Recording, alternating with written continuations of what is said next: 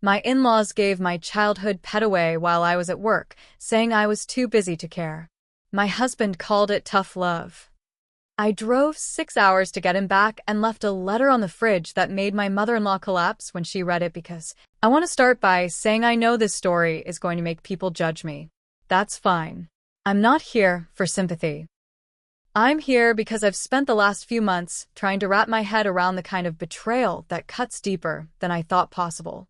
My name's Erin. I'm 33, a registered nurse in Asheville, North Carolina. I work nights at the local hospital, 12-hour shifts, sometimes more when they're short-staffed, which is basically always. It's exhausting, but I love my job. Or at least I used to. I've been married to Jordan for 5 years. When we met, I thought he was steady. The kind of man who liked order, had a plan, didn't get emotional. At the time, that seemed like a relief. I had just lost my dad and was holding myself together with duct tape and late-night walks with my beagle mix, Max. Max wasn't just a pet. He was my constant. We got him when I was 16, a rescue from the side of the highway. My dad found him and said, "This one's yours."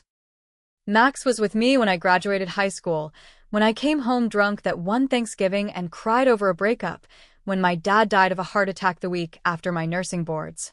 He was there when I moved in with Jordan, tail thumping, trying to make himself smaller, so he'd be allowed. Jordan never really warmed up to him. He said Max was old, smelled weird, made the apartment feel dirty. I thought he'd get used to him. Max didn't bark, didn't bite, barely moved some days. He was just sat there, quiet, loyal. Then Valerie moved in. Jordan's mom had a minor knee surgery, nothing life-threatening, but she needed help getting around for a few weeks.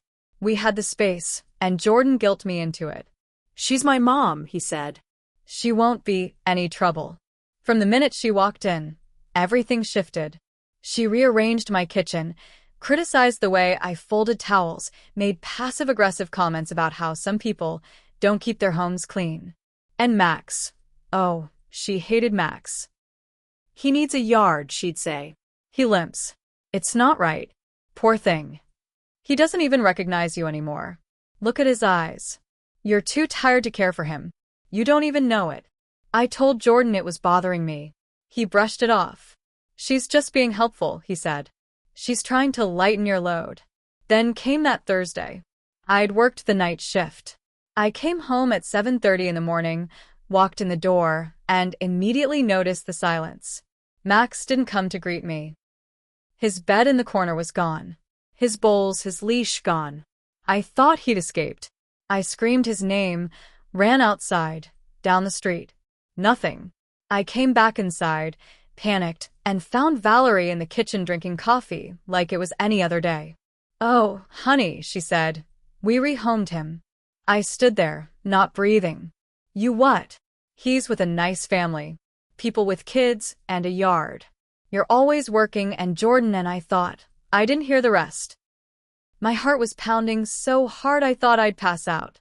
Jordan came in from the garage like this was a conversation about groceries. "It was tough love," he said. "You're too attached. He's old, Erin. You needed to let go." I think I blacked out for a second. I didn't scream. Not right away. I walked into the guest room, sat on the bed, and just stared at the wall for what felt like an hour. Then I lost it. I tore the house apart.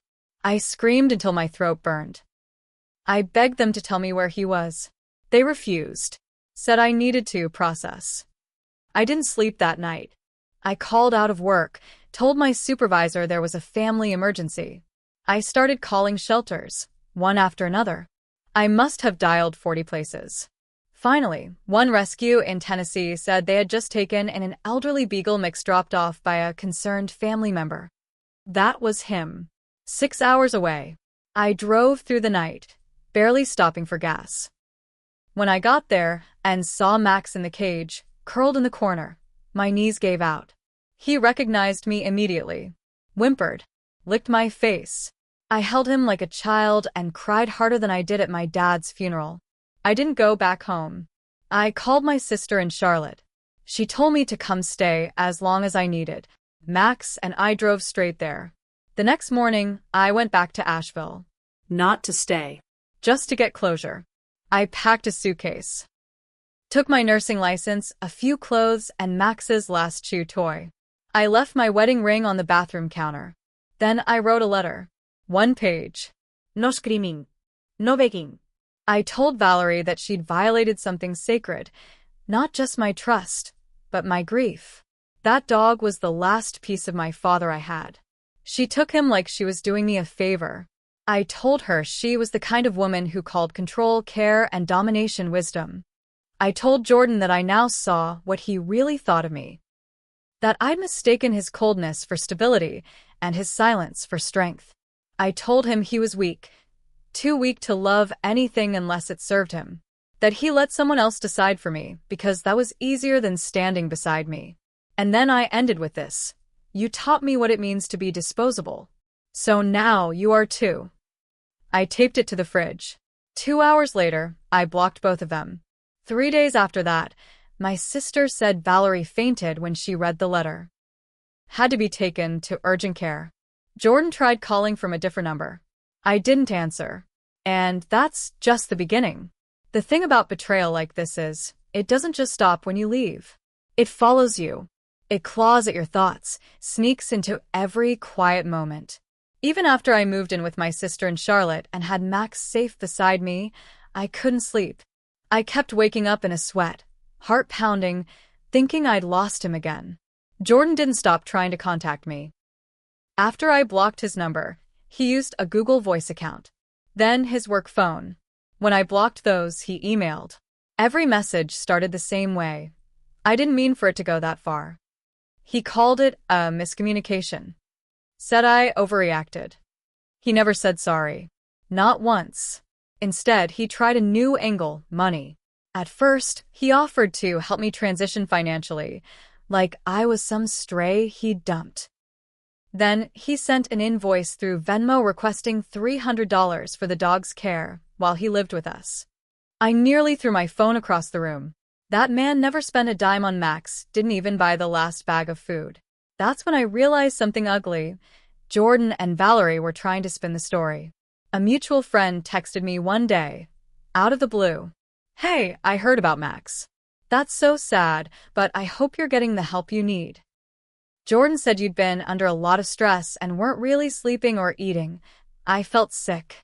They were telling people I was unstable, that I'd neglected Max, that Jordan and his mom rescued him.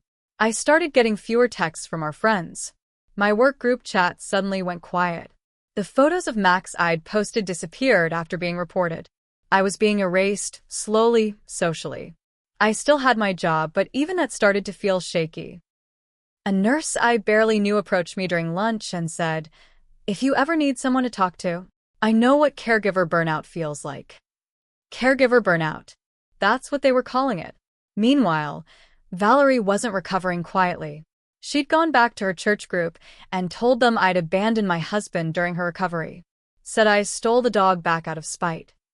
I know this because a woman I used to work with who also goes to that church messaged me and said, "I don't believe what they're saying. I just wanted you to know." That's when I decided I wasn't going to play defense anymore. I started gathering everything. Every voicemail Jordan left me talking about how he couldn't stand that damn dog.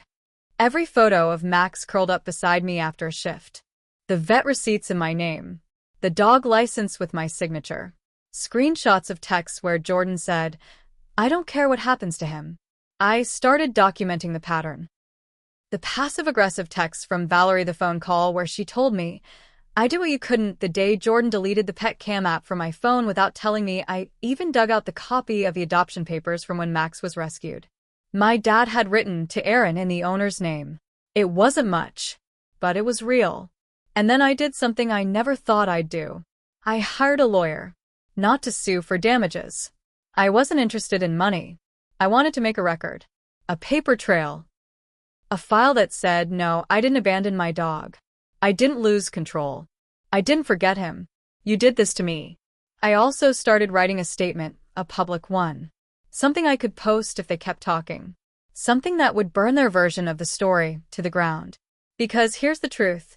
I gave 5 years of my life to a man who let his mother make decisions about my grief, my home, my dog. He didn't just let her do it, he helped. And they thought I'd move on.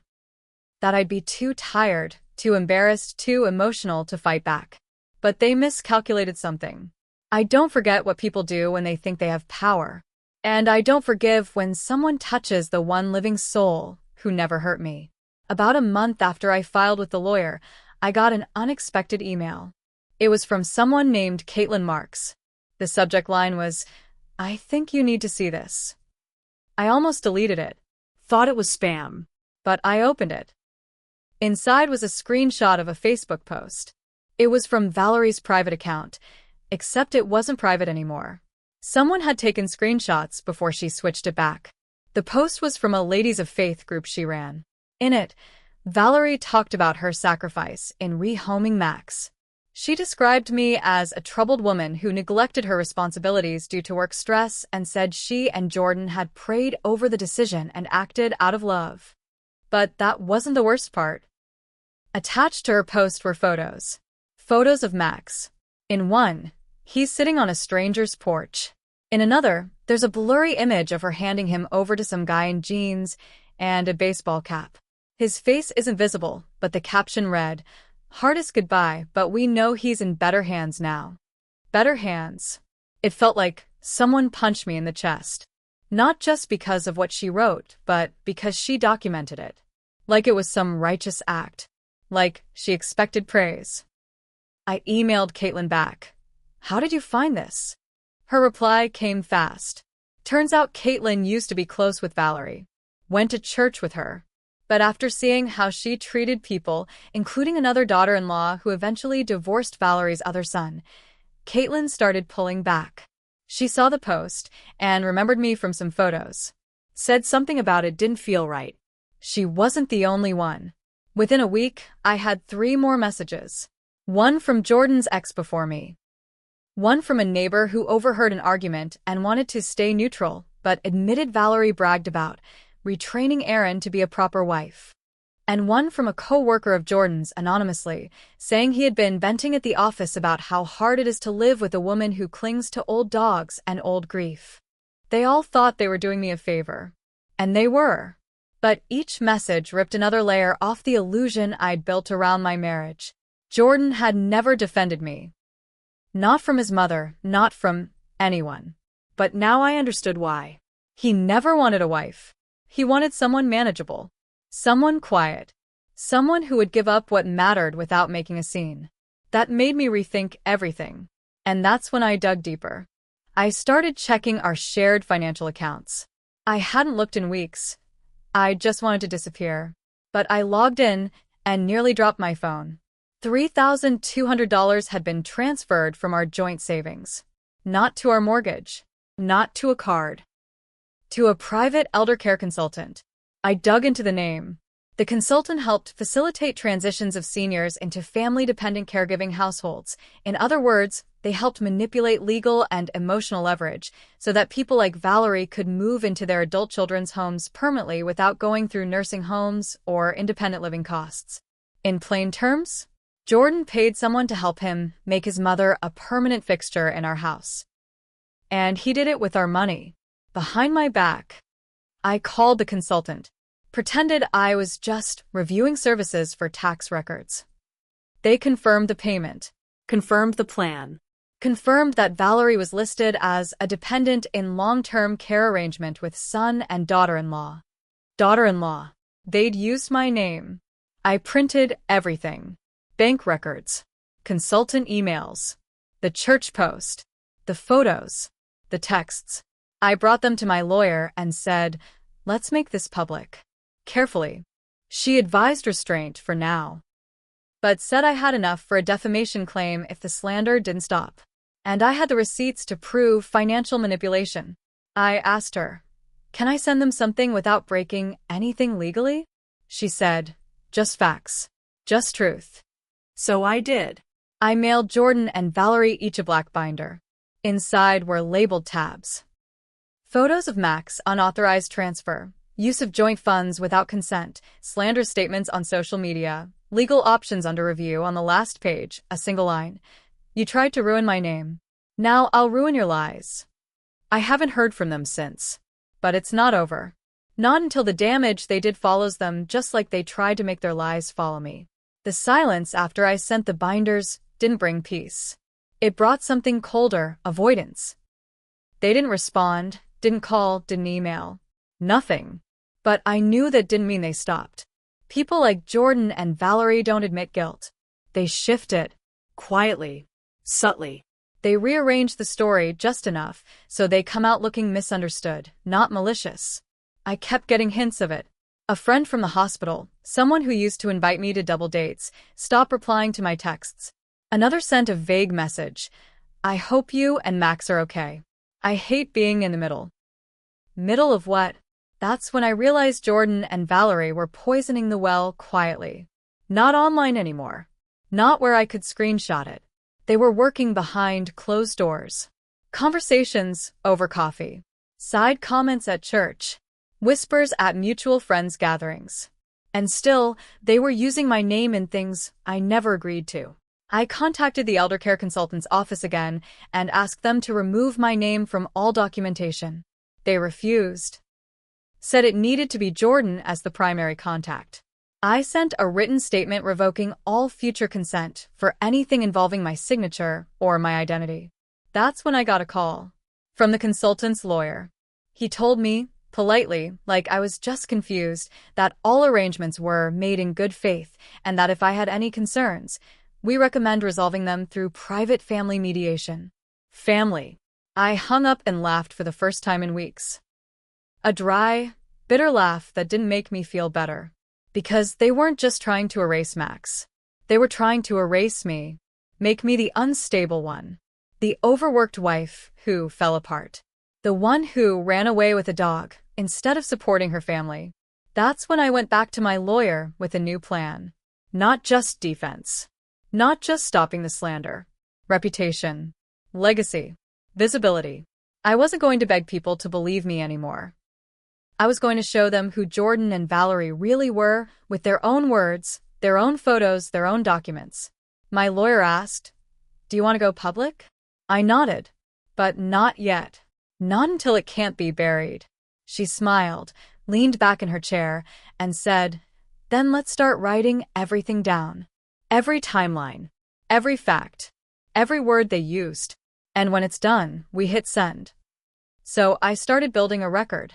Quietly. Carefully. With names, dates, screenshots. They wanted the world to think I was broken? Good. Because the woman I used to be, the one who excused, forgave, made peace, she is gone. And what's coming next? It won't be loud. It will be permanent. I waited 4 months.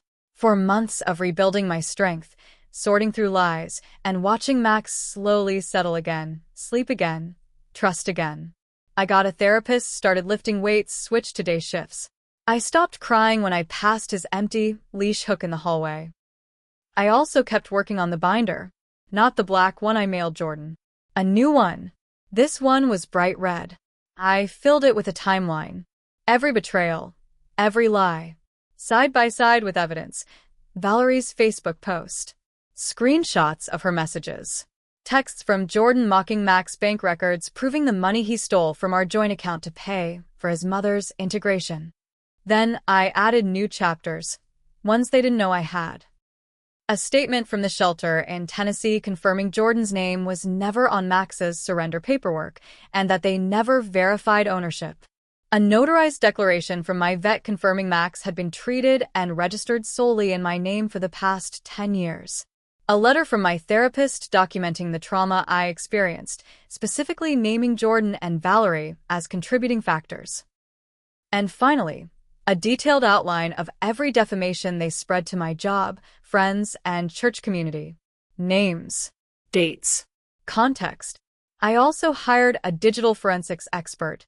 For $600, they recovered deleted texts from Jordan's old cloud backup, messages between him and his brother that included the phrase, "Erin's too soft. Once the dog's gone, she'll fold. Mom's doing the right thing." I didn't fold. I printed those texts in 18-point bold font. I built a PDF version and made a separate, non-anonymous Reddit post under my own verified name. I didn't just post it to one subreddit. I posted it across 4. r/TrueOffMyChest, r/pettyrevenge, r/justknowmil, and r/legal advice. I didn't use hyperbole. I used facts. I attached redacted screenshots and verifiable images of the vet records, the church post, and the surrender dog form. I told my story like a nurse, with precision, without drama, just truth. Within 48 hours, the post had 38,000 upvotes. Then the messages started. Women from church, nurses from my old shift, strangers who had dealt with similar abuse. A few even sent screenshots of Valerie trying to delete her page, her account, her presence. Too late. Someone reposted the screenshots to Facebook. It spread like fire. Valerie's church suspended her from leadership roles, pending further investigation. Her pastor called me to apologize. I never called him back. Then came Jordan's job. I didn't know this would happen, but apparently someone from HR saw the Reddit post. His company had a strict ethics policy about domestic abuse, even emotional or psychological. It didn't take much digging to match the story to his name. He was asked to resign. Suddenly, Jordan wasn't silent anymore. He emailed me, begged me to take the post down, said I'd destroyed his future, claimed I'd blown everything out of proportion, accused me of ruining his mental health. He ended the message with, "You're not the woman I married." And I replied for the first time in months, "You're right.